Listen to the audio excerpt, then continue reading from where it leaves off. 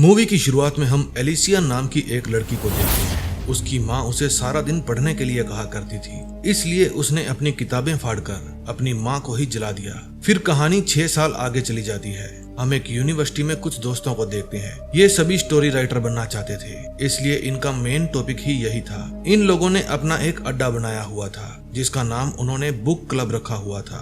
उन दिनों लोग किलर क्लाउन की कहानियां कुछ ज्यादा ही पढ़ा करते थे। कुछ कहानियां तो ऐसी थी जिनके नाम से ही लोगों को डर लगता था। इन सब दोस्तों में से नैंडो स्टूडेंट नहीं था, वो एक वेटर था और एंजेला का बॉयफ्रेंड भी था। उसको अक्सर यही लगता था कि एंजेला के बाकी फ्रेंड्स उसको पसंद नहीं करते। अगले दिन एक प्रोफेसर उन सब की क्लास ले रहा था। वो कहता है कि दूसरों की कहानियां चुराना बंद करो, खुद की कहानी बनाओ। फिर जब क्लास खत्म होती है तो वो एंजेला को अपने ऑफिस में आने के लिए कहता है। फिर वो ऑफिस के दरवाजे को लॉक कर देता है और एंजेला के साथ बदतमीजी करने लगता है। जब एंजेला उस पर गुस्सा होती है तो वो कहता है कि तुमने ही मुझे ईमेल भेजा था कि मैं तुम्हें पसंद करती हूँ, चलो निकलो यहाँ से। अगर इस बारे में किसी को बताया तो जिंदगी बर्बाद कर दूंगा। लेकिन वो ये बात अपनी फ्रेंड सारा को बता देती है और सारा से ये बात सभी दोस्तों तक पहुंच जाती है। फिर वे सभी उसको मैसेज करके कहते हैं हम उसे सबक जरूर सिखाएंगे। फिर वे प्रोफेसर को सबक सिखाने के लिए मॉल में जाकर क्लोन का मास्क और कपड़े खरीदते हैं और उन्हें पहनकर वे रात को कॉलेज में पहुंच जाते हैं। आज रात उनका प्लान प्रोफेसर को अच्छे से डराना था। तभी उनमें से एक क्लाउन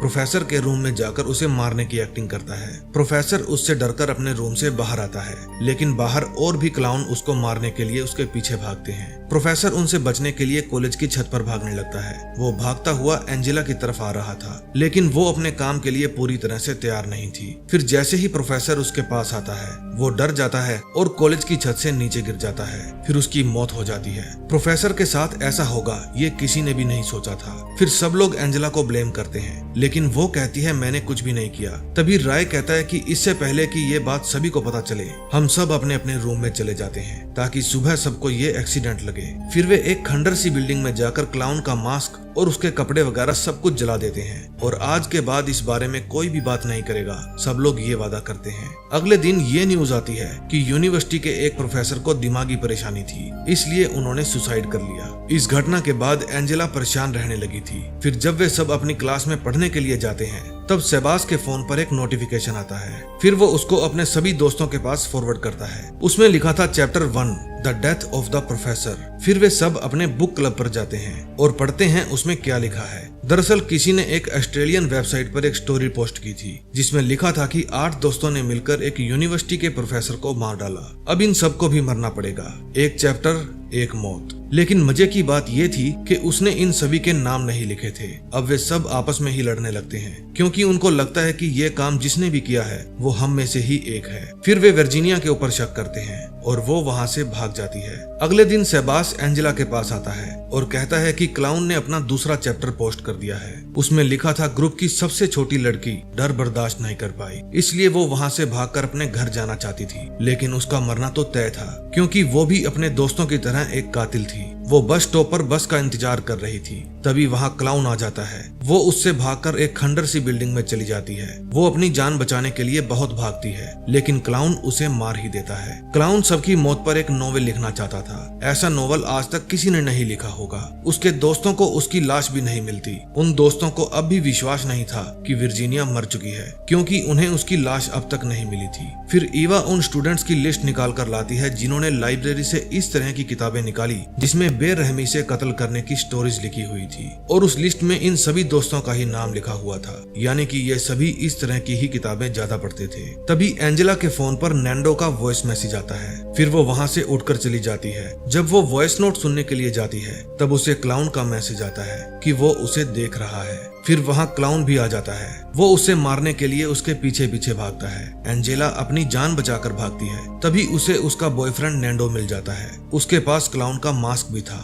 वो कहता है ये मुझे यहीं पर मिला था, ये मेरा नहीं है। तभी उसके बाकी दोस्त भी आ जाते हैं और उसे धक्के मारकर कॉलेज से बाहर निकाल देते हैं। वो बेचारा अपनी सफाई देता रहता है लेकिन कोई भी उसकी बात नहीं सुनता और वो वहाँ से चला जाता है। फिर रात को सेबास एंजेला को बताता है कि ये क्लाउन एक फैन फ्रिक्शन पेज पर अपनी स्टोरी पोस्ट किया करता था। उस पेज में तुम भी ऐड हो। एंजेला कहती है, मैं इस पेज पर 6 साल पहले गई थी। मैंने वहाँ एक स्टोरी पोस्ट की थी, the girl from carry on. उसी समय एंजेला के दोस्त उस बार में जाते हैं जहाँ नैंडो जॉब किया करता था। रॉय उससे बदतमीजी करता है, फिर वो वहाँ से बाहर चला जाता है। इतने में कातिल तीसरा चैप्टर डाल देता है जिसमें रॉय की मौत के बारे में लिखा था। जब रॉय डिस्को के बाहर अपना सस्ता नशा कर रहा था तब क्लाउन उसके पीछे से आता है। रॉय उसे देख लेता है और देता है घुमा के एक मुक्का उसके पेट में। फिर वो उसका मास्क हटाकर देखता है और कहता है, अबे साले तू है क्या? इतने में क्लाउन उसे मौत के घाट उतार देता है और उसकी डेड बॉडी को खंडर बिल्डिंग के स्विमिंग पूल में फेंक देता है। लेकिन जब उसके दोस्त वहां जाकर उसे ढूंढते हैं, वहां पर कोई भी डेड बॉडी नहीं पड़ी थी। फिर सेबास उन्हें दिखाता है कि यहाँ पर कुछ लिखा है।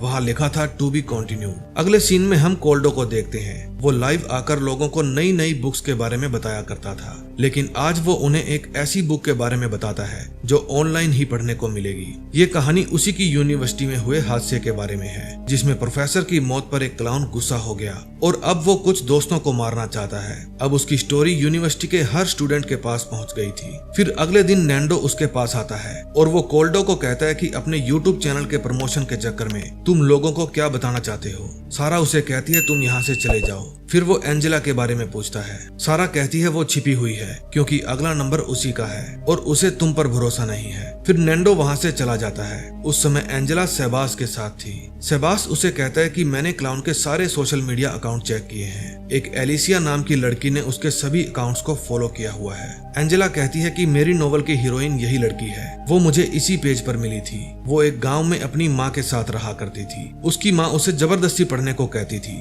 और ऐसा ना करने पर वो एलिसिया को मारती भी थी। मुझे उसकी कहानी पसंद आई। फिर मैंने उसके कैरेक्टर के नाम चेंज किए और ये कहानी पब्लिश कर दी और मेरी ये स्टोरी लोगों को खूब पसंद आई। फिर जब एलिसिया को इस बात का पता चला तो उसने मुझे कहा कि एक दिन मैं तुम्हारी ऐसी कहानी लिखूंगी, तुम्हें मुझसे भी ज्यादा दर्द होगा। लेकिन जब उसने अपनी माँ को जलाया तो वो खुद भी जल गई। शायद उसने मेरी वजह से ही सुसाइड कर लिया। तभी सेबास उसे गले लगा लेता है और फिर उन दोनों में प्यार वाला इमोशन जाग जाता है। उधर दूसरी तरफ नैंडो के पास क्लाउन का मैसेज आता है जिसमें वो कहता है, अगर हीरोइन को बचाना चाहते हो तो स्कूल ऑफ मेडिसिन में पहुंचो। जब वो वहां पर पहुंचता है तो वहां क्लाउन आ जाता है। वो नैंडो को मारने के लिए उसके पीछे भागता है, लेकिन नैंडो चुपके से क्लाउन के ऊपर ही हमला कर देता है। दूसरी तरफ एंजेला सेबास के साथ इंटीमेट हो रही थी और उधर वो क्लाउन नैंडो के सिर में हथौड़ा मारता है। तभी एंजेला देखती है कि क्लाउन ने 4th चैप्टर भी अपलोड कर दिया है और उसमें नैंडो की मौत के बारे में लिखा हुआ था। लेकिन नैंडो मरा नहीं था, वो सिर्फ बेहोश हुआ था और क्लाउन उसे मरा हुआ समझकर वहां से चला गया था। जब एंजेला उससे मिलकर वहां से वापस जा रही थी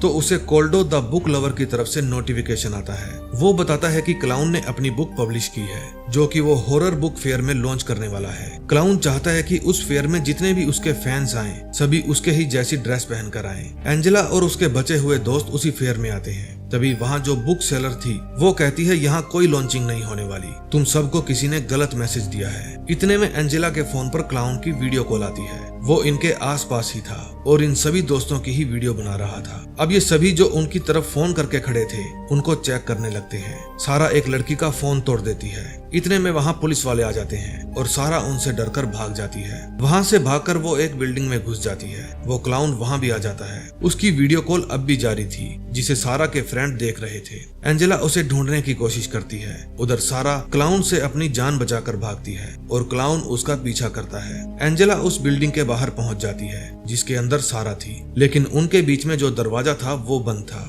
वो खुलता नहीं क्योंकि वो लॉक था। तभी पीछे से क्लाउन आता है और सारा को एंजेला के सामने ही मार देता है। तभी एंजेला डर के मारे अपने बाकी दोस्तों के पास भागती है। एंजेला रोती हुई अपने दोस्तों को आवाज लगाती है। तभी एक क्लाउन एंजेला की तरफ आता है और नीचे गिर जाता है। जब सेबास उसका मास्क हटाता है तो देखता है वो कोल्डो था जो कि अब मर चुका था। अब ये सिर्फ 4 दोस्त ही बचे थे, एंजेला, सेबास, नैंडो और ईवा। एंजेला बेहोश होकर नीचे गिर जाती है। फिर थोड़ी देर बाद उसे एम्बुलेंस में होश आता है। उसके पास बैठा नैंडो उसे क्लाउन की भेजी हुई एक वीडियो दिखाता है जिसमें उसने सेबास को बांध कर रखा हुआ था। वे दोनों ईवा के ऊपर शक करते हैं। फिर एंजेला उसे बचाने के लिए जाती है, लेकिन नैंडो वहां नहीं जाता। एंजेला उसी बिल्डिंग में पहुंच जाती है जहां उन सभी दोस्तों ने बुक क्लब बनाया हुआ था। जब एंजेला थोड़ी अंदर जाती है तो उसको वहां पर ईवा की डेड बॉडी मिलती है, यानी ईवा वो क्लाउन नहीं थी। जब एंजेला और अंदर जाती है तो देखती है वहाँ पर एक चेयर पर शहबाज को बांध कर रखा हुआ था। जब वो शहबाज को खोलने लगती है तो इतने में वहाँ पर नैंडो आ जाता है। शहबाज कहता है कि यही वो क्लाउन है, ये मुझे मारना चाहता है क्योंकि इसे पता चल गया है हमने एक रात साथ में गुजारी थी। ये बात सुनकर नैंडो को बुरा लगता है। इतने में शहबाज उठता है और नैंडो को ही मार डालता है। फिर शहबाज कहता है मैं ही तो हूँ वो क्लाउन जिसने तुम सबकी कहानी लिखी, मुझे किसको किस तरह से मारना है सारी कहानी मैं पहले ही लिख चुका था। जब वो अपनी स्टोरी सुना रहा था उस समय एंजेला अपना पेन निकाल लेती है। फिर शहबाज बताता है कि जिस एलिसिया के ऊपर तुमने the girl from carry on book लिखी थी वो मेरी गर्लफ्रेंड थी। मैं वो बुक लिखने की सोच रहा था लेकिन मुझसे पहले तुमने वो बुक पब्लिश कर दी। तुम्हारे ही चक्कर में एलिसिया ने भी अपनी जान ले ली, इसलिए तुम सबकी कहानी अब मैं लिख रहा हूँ। फिर एंजेला उस पेन से शहबाज की चिन पर वार करती है और वहाँ से भाग जाती है। शहबाज उसका पीछा करता है लेकिन एंजेला को अपने सामने क्लाउन खड़ा मिलता है। जब क्लाउन अपना मास्क हटाता है तो उसके अंदर वर्जीनिया थी, यानी वो मरी नहीं थी। वो कहती है मैं ही एलिसिया हूँ। एंजेला को विश्वास ही नहीं होता। तभी शहबाज भी वहाँ आ जाता है और बताता है कि दरअसल तुम्हारी नोवेल 4 हाथों ने लिखी है, तुम्हारी नोवेल बेचकर अब हम दोनों अमीर हो जाएंगे। उस समय नैंडो दबे पांव उनके पीछे आ रहा था। फिर एंजेला उन दोनों को अपनी बातों में लगा लेती है। तभी नैंडो पीछे से आकर शहबाज को बिल्डिंग से नीचे गिर देता है और नीचे गिरकर वो मर जाता है। फिर एंजेला वहाँ से भाग जाती है। वर्जीनिया नैंडो के ऊपर वार करती है और उसके बाद वो एंजेला का पीछा करती है। वहाँ से भागकर वो एक बंद पड़ी फैक्ट्री में पहुंच जाती है। फिर एंजेला पेट्रोल की पाइप खोल देती है और नीचे पेट्रोल जमा हो जाता है। फिर जैसे ही वर्जीनिया उसके ऊपर आती है एंजेला बिजली की तारों से उसमें आग लगा देती है और वर्जीनिया जल जाती है। यानी कि एंजेला की बुक वाली हीरोइन जो जलकर मर गई थी अब वो सच में जलकर मर जाती है। एंड में हम देखते हैं वहाँ पर पुलिस आ गई थी। अब एंजेला और उसका बॉयफ्रेंड नैंडो दोनों एक साथ ही क्लास अटेंड करते हैं, यानी अब वो अपने बाल काले करवाकर इंसान बन गया था और उसने एंजेला के साथ में ही उस यूनिवर्सिटी में एडमिशन भी ले ली थी। अब जब वो घर जा रही थी तो उसे फिर से अपने सामने क्लाउन मिलता है। वो भागकर एंजेला को मारने आता है। वो क्लाउन कोई और नहीं बल्कि वर्जीनिया थी जो उस आग में पूरी तरह से नहीं जली थी और अब वो एंजेला को मारकर अपने नोवेल का एंड करना चाहती थी। दोस्तों कैसी लगी ये मूवी कमेंट में जरूर बताना और अब तक आपने हमारे चैनल को सब्सक्राइब नहीं किया है तो प्लीज कर लेना। मैं मिलूंगा आपको नए दिन नई वीडियो के साथ। Till then bye bye.